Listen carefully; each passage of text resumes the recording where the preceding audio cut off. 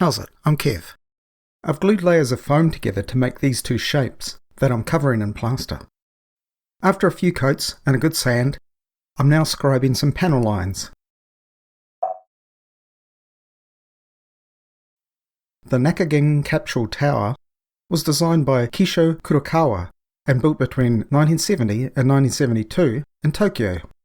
It's one of the few metabolist designs that were actually built, and from what I can gather, after 50 years, it's scheduled to be disassembled this year.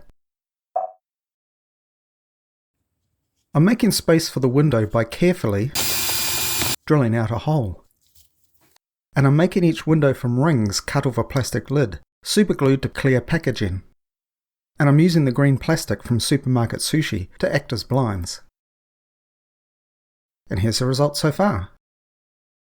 This railroad's going places.